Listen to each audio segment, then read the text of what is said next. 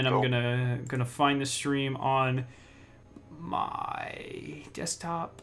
Come on. We should be okay. Try to find the So what's cool about this headset that I bought is it came with an adapter for the computer. So you know how if you just plug it in USB and the mic sounds kind of tinny? This has a separate mic thing and a USB, so it powers it with the USB and it uses them, and then for the sound coming in through the USB. Dang, that must be a lot of power coming through that then. Yeah, well, it's got its own little, like, I can use the volume control. Yeah. Like on Xbox, it's right here in my hand. So it's kind of cool, actually. Cool. Yeah. And I sound good. I don't sound tinny, do I? I sort of, not really. I think tinny's what I was looking for, but not really. It's so hard to explain, man. It's not so as bad as that other headset, though. No, right? not even close to as bad. What's up, people in chat? Give me a second to put out a tweet saying we're live. If I can even see, I can't even stop this. Get out of my way. Okay. Yeah, it says live. Let me. Okay. Mute it as soon as it comes up. Yeah, we're getting people in here. I think we're good, so we can go ahead and start.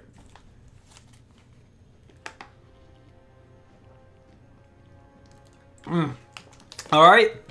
Are you, Jay-Z, you here? Yep. All right, cool. I think we're good. Think I can do this. I have people here. All right, yeah, we're good. So, hey guys, Scaro9 here. Welcome back to the Last Word Podcast, episode 38 today. Joined as always by my co-host, Jay-Z Basketball. How are you doing, man? I'm doing good. How are you doing, buddy? I'm doing really well. I'm not gonna lie. I almost called you Tisk there, and I don't know why. Cause but yeah, welcome back. We're gonna be playing some Iron Banner today and talking about the Iron Banners. And I'm really interested to see what everyone listening to this thinks about Iron Banner, and we're gonna get into that in a second. But as always, we're gonna start off with the weekly updates. So a couple of things. Pretty much the weekly update is going to be things that we're going to be talking about throughout the history of, or excuse me, in the future of this podcast. In the next couple of hours or so, we're going to be talking about most of it. But one thing, Jay-Z pointed out today that I believe last podcast we said that the Prestige Raid came out next Tuesday. It's actually next Wednesday, October the 18th. Because Jay-Z knows how to read and I don't, apparently. I got lambasted for that, by the way. Yeah. So there we go. So yeah, he was right on that. It will be Wednesday. Next Wednesday, it'll be dropping at 1 o'clock Eastern. That'll be pretty fun. They said that there is still a couple of game-breaking glitches in there that they're not going to have time to fix. But they said that they have a way to track who uses that or who doesn't use that for World's First. But it means that there's a glitch somewhere in the raid for us to find, which is kind of weird that they're doing that, you know? I mean, it makes sense that they wouldn't want to delay it even more, but just the fact that there's something in there seems a little bit... Like, people are going to find it day one, because that's how people are, right? So, there's that. Is there anything else on the weekly update, though? There wasn't much other than that. I actually hope that we don't find the glitch, because... I don't want to do it. Well, what if it might be something small? I can't really... But it said, like, from what I read, it makes the challenge of the raid easier. Like, yeah. I don't want that. Like, I want that challenge. Yeah. I think we can do it. If I agree, like, the first time I'm going to want the challenge, but if I can get, like... If we're like on our third raid for the night or whatever, and we just need to get through it, then I'd be fine with that. That's how I usually am with cheeses. Like, I don't usually use them that much, but they're good to know just in case, right? So yeah. So you think it's like pushing Nathan off the edge type glitch? I don't think it'll be that game breaking. Because they don't have anything that you can really like. Yeah. None of the encounter. That's the thing. Like, I can't...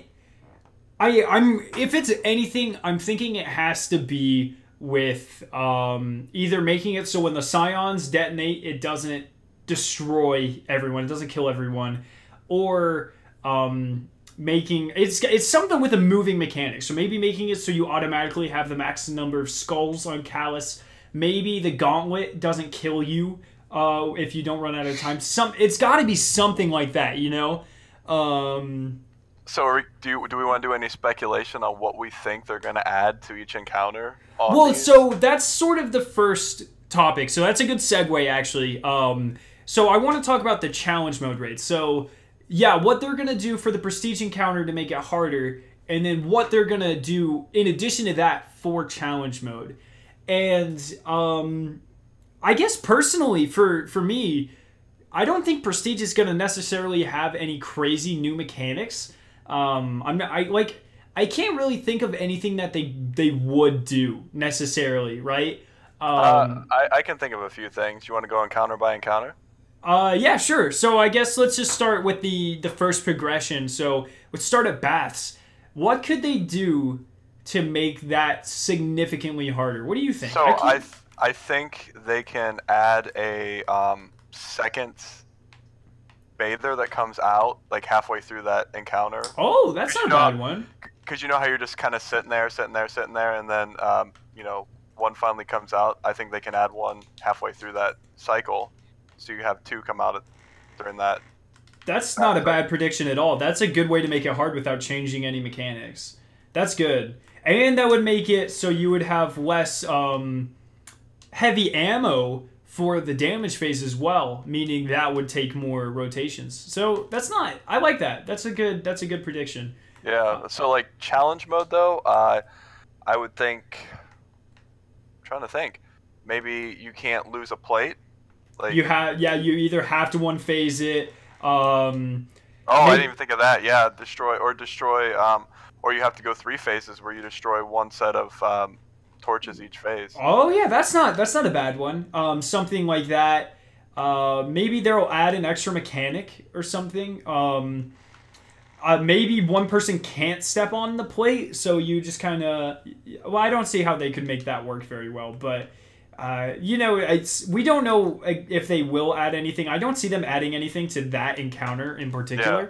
So I guess we'll see. Yeah, so I mean, it's pretty straightforward. So I don't think, like, whatever they do, I don't think it'll really change it that much, to be honest. I guess we'll find out though. Yeah. So I guess next would be dogs. They could do so many things with the dogs. Yes, I think I know what the challenge mode is going to be, but we'll go hard mode first. I think on hard mode they're either going to add a second sniper that spawns on each rotation every time you pop the flower, or they might add a roaming dog or 2 extra dogs that go. Or change their paths, make it so they're bigger paths, or they go in the middle. Yes. Or they turn more, or they don't go wide sweeping paths, So I don't think that middle is going to be as safe as what we're used to with the dogs. Right. That's a good prediction. I think with challenge mode though, I think what's going to happen is you can only use those. So the people that are up top shooting those little basically the relics or whatever you want to call it of that event. There's 3 orbs of light, or 3 puddles of light around each side. I think you're only going to be able to step in those one time and use it once. And if you jump in it again, then you lose challenge mode. That'll be really hard, because that means if you use the middle one, you'll have to go around it without... Yeah, but they have rocks around it, though, that you can jump, that you don't have to go into it. Oh, okay. I didn't know that. I've never done the light thing, so... Yeah, so, it's... The ability for you to jump around, it's there. So I think that's a challenging aspect, because really, other than up top's pretty decently easy right now. Yeah. And I think that would make it really challenging, because hey, I can only be in this pool one time. So if I'm in it, I'm in it. If I step out and step back in, just kind of like the crow to sword thing, where you can't drop the sword and pick it back up and you lose challenge, kind of like that. Yeah, exactly. Yeah, that's not a bad one. Maybe it'll be you have to. So maybe prestige mode will make it so once you kill 2 dogs, all the other dogs become immune for that round. So you have to go more than one round. Oh yeah. And then for challenge, it would be you have to have someone different pick up the glowy shards each time, and you can't drop them just like the Crota thing. So like you can only do the light once. That'd be a hard one, but it'd be pretty cool. I can see them doing something like that for sure. Yeah, that's pretty much all they could do to dogs though. Then you have the gauntlet. This one's weird too. Because I really can't think really of anything they could do. Like my first inclination would be like just naturally would be for there to be 2 red circles per board, but that still doesn't make any sense because maybe they'll no. You know what I think it's gonna be? I think they're gonna add all 9 triangles, and you have to shoot then they're gonna make it. Oh my gosh! Yeah, and maybe like in each row they're gonna have 1 light up in each row or column, and then you have to shoot. Yeah, maybe. Okay, so maybe there'll be. Or there'll be 2 that are red in each one. Yeah, 2 that are red and then a green ones. one. And then the green one in the middle or wherever it is the one that will spawn the Scion orb. But they have to shoot the 2 red ones. That would be pretty intense, actually. Yeah.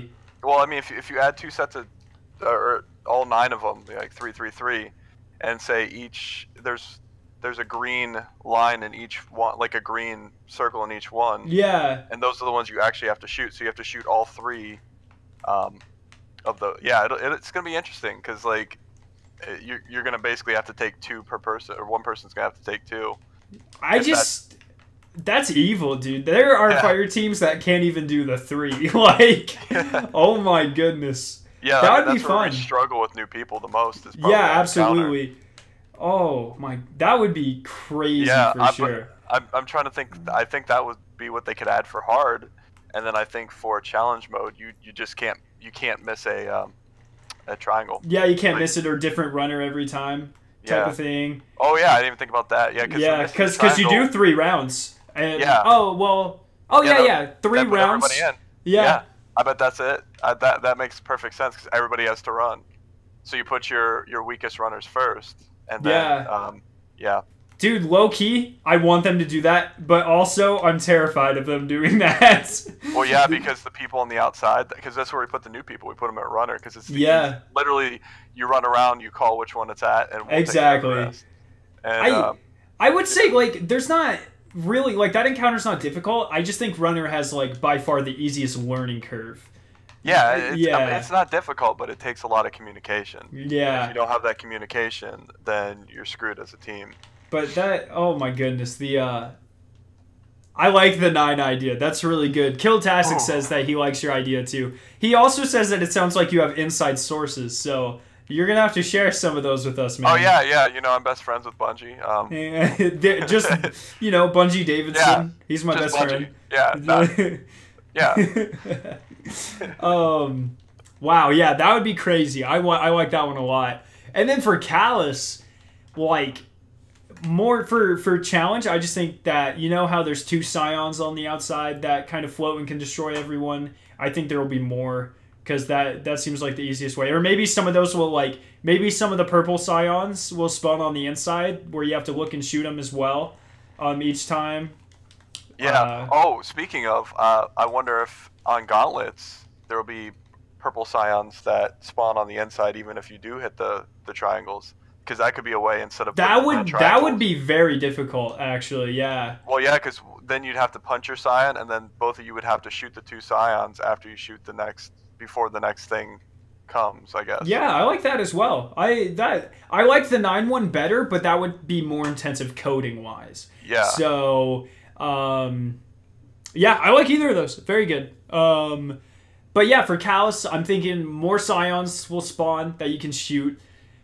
And other than that, like the challenge, I literally have no idea what the challenge could possibly be. No one die whenever Callus rises. That's the thing. The challenges aren't really no one die though. There's always some sort of mechanic that you have to do. I'm trying to think what they could add to that fight. Like, I'm guessing something extra is going to spawn that didn't spawn before. So maybe like in the middle of the damage phase, a Scion or some extra enemy will spawn. Well, yeah, like a major or something that'll give you an extra buff or something. Or that you have to track down and kill as a fire team and then focus on Callus again or something like that. Yeah.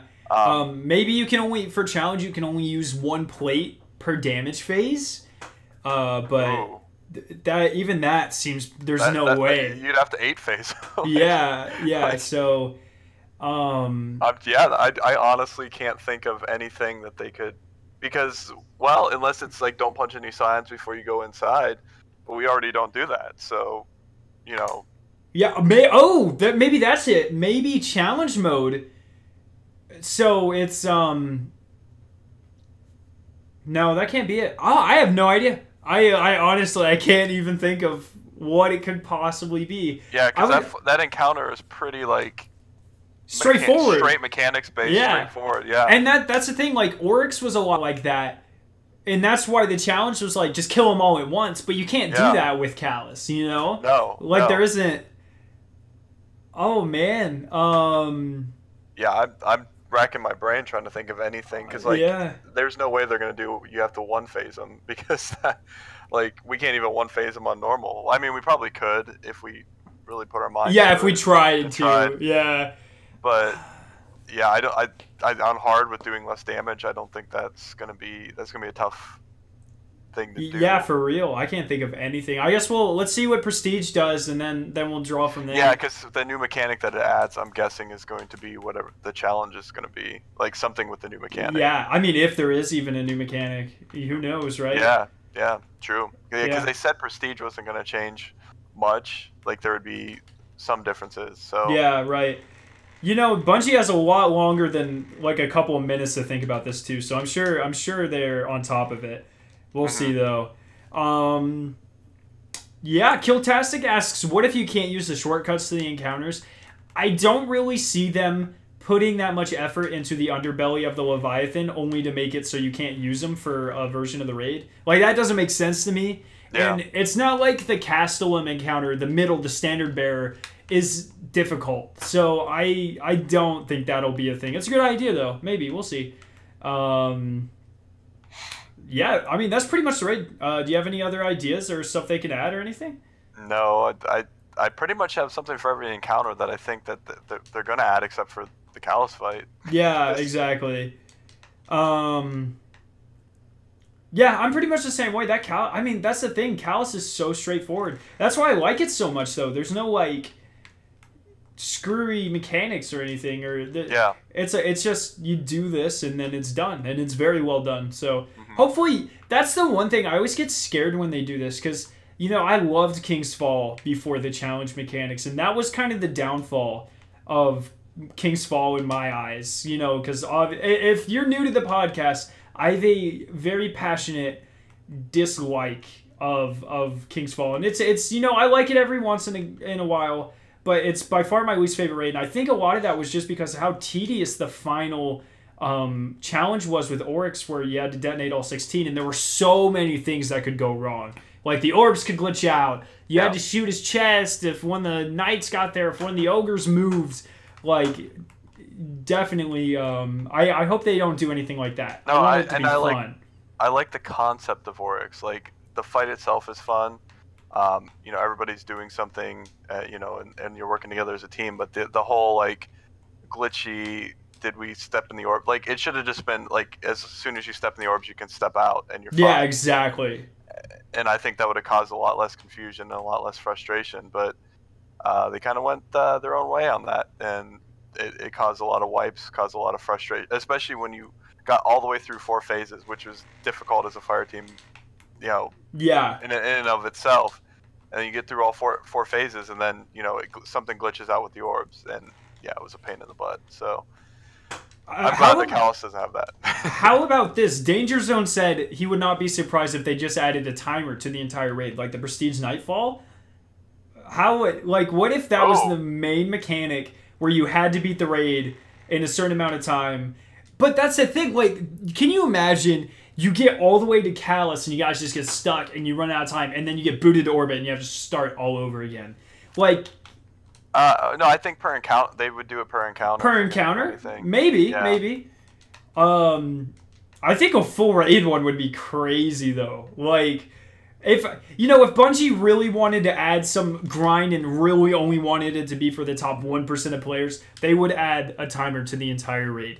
I mean, Yeah. that's hardcore, right? That's crazy. I would like to see encounter timers. I think that'd be a cool little, because then you could time yourself. You could like speed run it, you know, like how we do dogs in like 3.5 minutes now. It would there'd be like a purpose to it. So that'd be cool. I like that idea a lot. Good idea, Danger Zone. I like that. Yeah. So that's pretty much the raid stuff. So I guess the next thing I really wanted to talk about today was Bungie addressing the endgame argument, problem, conversation, whatever you want to call it. So if you guys aren't frequenters of the Reddit, a lot of the community has been up in arms lately because they feel like the endgame for Destiny 2 was poorly done. And I just want to go on record and say I don't personally agree with this. A lot of people on Reddit are saying that they grinded out. There's nothing left to do in the game, that they're out of content, that they're getting bored with it. And I would just like to say that as a person who puts a lot of hours into this game, I am not experiencing any of those feelings. So I don't really agree with them saying that. But Bungie did announce that there will be something. They're going to continue discussing this in the future, and they're going to try to find a way to alleviate the problem that the community has about the lack of endgame content. So, Jay-Z, where do you stand on the topic? Do you think they should add more? If you do, what do you think they could do to fix it? What do you think? I think that they... So you weren't around for vanilla Destiny 1, and it was just... it was a slow grind. Yeah. Barely anything dropped. The only way to get exotics were the raid, which I didn't do until Crota almost came out. And then Nightfall, you had to get lucky for a drop on that. Mm-hmm. So the grind was super high, but there wasn't a bunch of reward for it. Now with Destiny 2, there's a ton of activities where you can get high level gear. They're making it more accessible to the average player. So the 1%ers like us are of course going to have an issue with having things to do. But pick up Crucible. Crucible is the end game of Destiny. Like, it's where the most challenge is at. If you don't like Crucible, there's plenty of things you can do. Like, and if you don't like them, then play another game until the next DLC comes out. Like, that's fine, and that, Bungie's okay with that. As long as you're coming back, as long as you enjoy the game. Yeah, exactly. And my biggest gripe when it first came out was the random rolls, and I still wish there were. But I watched who was it? Not Mr. Fruit. It was Cammy Cakes. I watched one of his videos, and he said, literally, it would put, your average players at a disadvantage. Either you have the God Roll gun with better stats, or you don't. So what they're doing now is they're guns with worse stats. They're giving better rolls, like better perks, stuff like that. And guns with better stats, they're giving worse rolls. So you have that balance. And of course there are weapons that shine or come to the top, but that was my end game in Destiny 1, was to seek out that perfect rolled weapon for each weapon that I wanted, that I liked using. Yeah, exactly. And I guess some people feel that they don't have that anymore, but it's not necessarily a bad thing, because now Crucible's not a two-gun thing. Like, other weapons are viable. It is still, I'm seeing less and less Midas as Iron Banner goes on, as 2 or 3 people in this match are using Mida, of course, but but I mean, there's a lot less. I slowly put my Mida away. There are a lot less Midas being used that I've noticed over the week. You still got your Uriel's gifts, which I'm using right now, and Last Hopes, but the meta's starting to even out a little bit, and I still think there's going to be some tweaks done, but it's nowhere near as broken as some of the Destiny 1 Crucible days. Yeah, exactly. And I think a lot of it isn't only that. I think a lot of the people complaining, right, are some of the people that played Age of Triumph religiously. And so you're coming from a game where you have 3.5, yeah, four raids, or 3.5 raids as Jay-Z calls it. No, year 3.5. Oh yeah, year 3.5. So 4 raids with challenge modes, rotating weekly with the sweetest armor, 4 armor sets, new sparrows, new ghosts, everything, all this stuff to grind through. And then you're going into a game with a raid that doesn't even have a prestigious mode yet, or a heroic equivalent of Destiny 1, or challenges. And I think a lot of it, I mean, it's not like there's a lack of content, right? We've, at pretty much every single week of Destiny 2, we've had some new type of event or something. And we'll get an Iron Banner here. But, you know, the real point of faction rallies are to hold us over until the next big thing, whether that be the new raids or whatever, you know, a new Crucible playlist, the new DLC, a new like Festival of the Lost type thing. You know, faction rallies aren't supposed to be a stable source of content. It's supposed to deepen the lore a little bit, get players engaged, get you into the world that they've already built. You know, a big thing with the faction rally where it was like, you know, redo these public events, go back and do strikes, you know, give you some people sort of a reason to, even though there were like no tokens to be gained from it, but, you know, gave people to do that. Go back and do lost sectors. This part of the game that you may or may not have already completed, but we have already built it, go experience it again, or for the first time, and then it'll help you out in the game. You'll get new armor sets. You can grind and try to win your team a really cool, or in Dead Orbit's case, a really bad weapon. You can do all this stuff, and I think it's weird. So people are asking for more grind, and then when our faction, or when these events that they're giving us, Iron Banner is a great example of this. Like I said, we'll get into it in a second. Whenever we're presented with these things that require a crap ton of grind, people are getting bored. So I think it's a weird like transition state. Whenever the raid gets released, PC gets fully released, so Bungie will be able to focus every bit of resources on the full game. Whenever all of this comes together, I think it'll be a lot more fluid. But it's not, like I said, I don't agree. I've never gotten bored of Destiny 2 yet. I play a lot. We do 3 raids a week. I'm 20-something levels into Iron Banner. 20 plus a crap ton of tokens to turn in, I imagine. And I'm not getting bored yet. I think it's that if you're not able to access that, if you can't go flawless 3 times a week, if you don't have a consistent raid team, I think you're just missing out on a significant portion of the game. And that's when I think that it can kind of get in the lull, you know? Like if someone hasn't even done the normal raid, they're not going to be reinvigorated by the prestige raid coming out. Like, they're not going to care. So I think a lot of it stems from that, to be completely honest. But overall, I think it's... Yeah, go ahead. But even on that note, like, what people don't understand is we have almost as much content in Destiny 2 as we had in year 3 of Destiny 1. And we're just scratching the surface right now. Like, there's going to be a lot more stuff added in between DLC pack releases. There's going to be a lot more. There's already a lot more stuff to do, and that's the other thing. Like, people that haven't completed the raid, they're more casual than we are.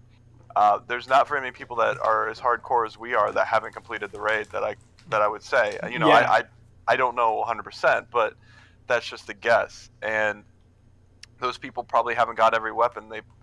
They probably haven't got every armor piece, things like that. They probably haven't delved too deep into the mod system.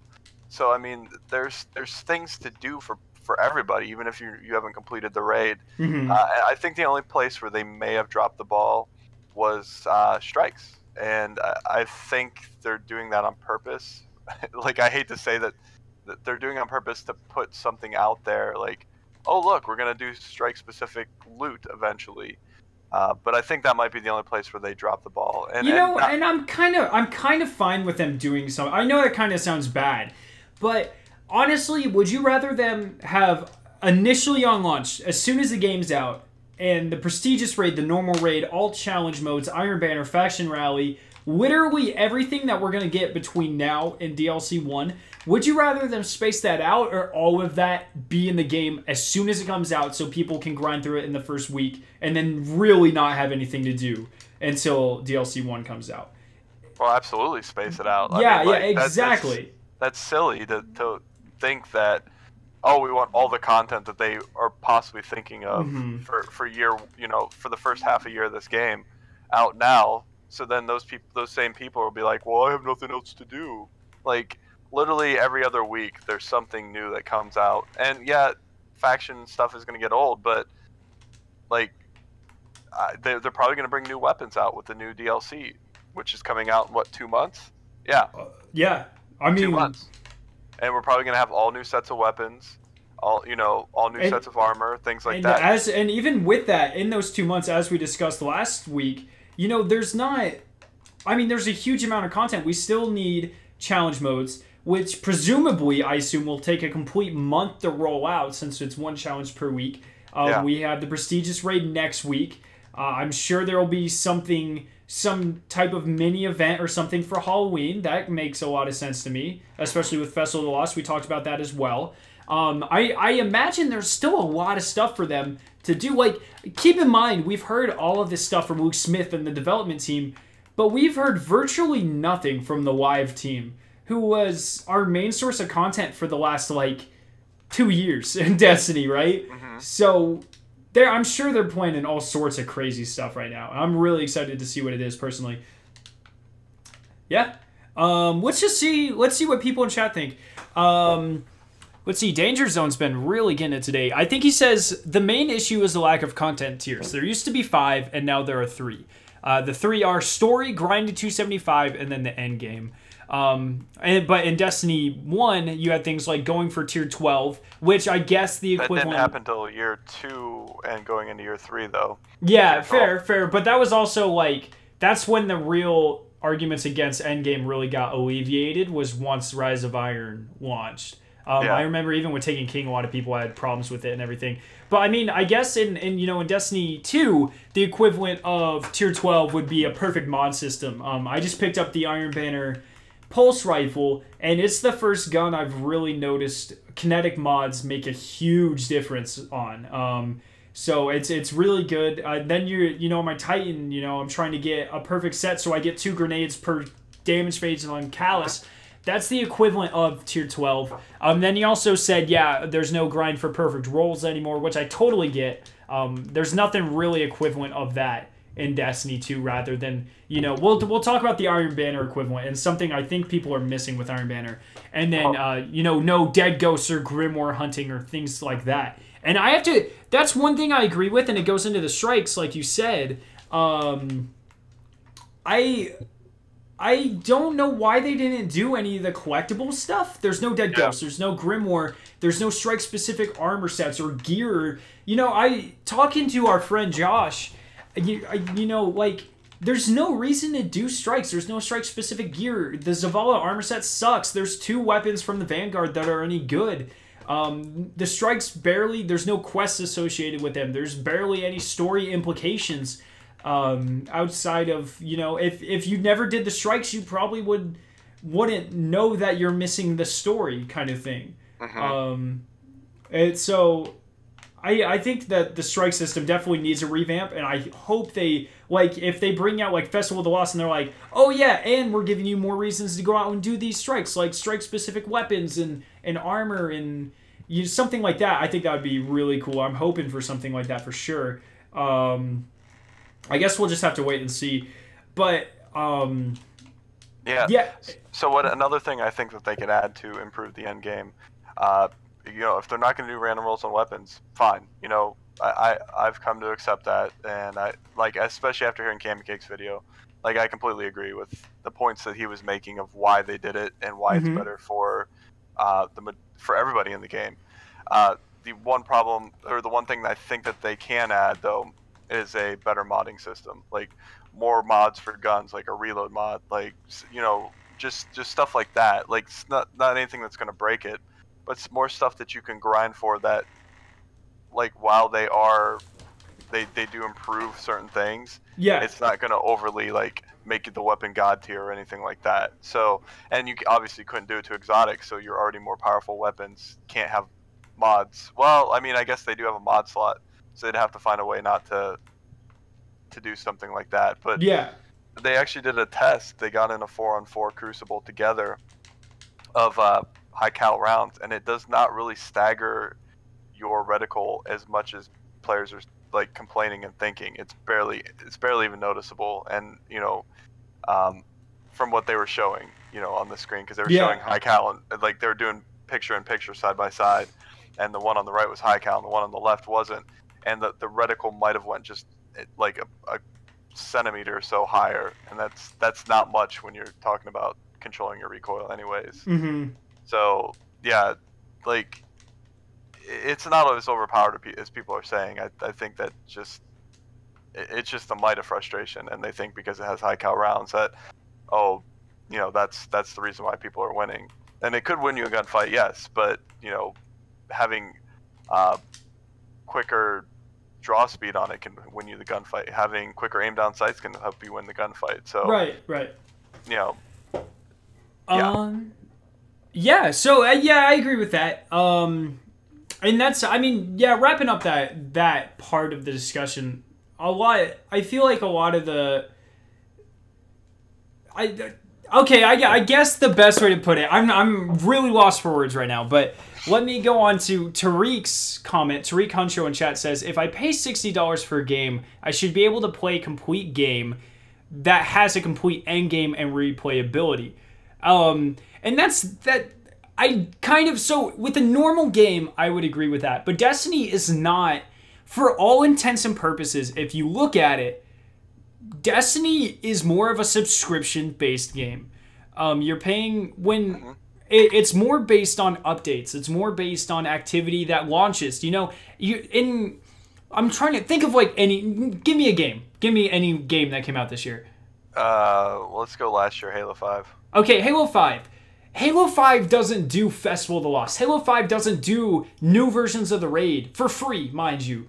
Halo 5 doesn't do faction wars. Call of Duty does Halloween events with exclusive skins and stuff. But Destiny is literally if you think about it, they could stop. Whenever we buy Destiny 2, that is what we are valuing as $60. The base raid, no events, just what is the game?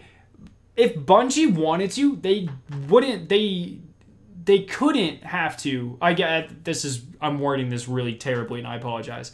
If Bungie didn't want to do that, they do not have to do that. That is a lot of free content if you think about it that they're giving to us. And I recognize that's not everyone's favorite way of thinking about that, but I would much rather them space out the content and us essentially get stuff for free than them to throw everything at us in 1 month. Everyone who plays the game 24/7 can literally finish the game in 2 weeks. And then Destiny 2 has no player base or whatever, So let me rebuttal to that as well. Okay. Let's take Call of Duty. You mentioned that. How much is it for a map pack? $10, $15, $20? Or for a DLC?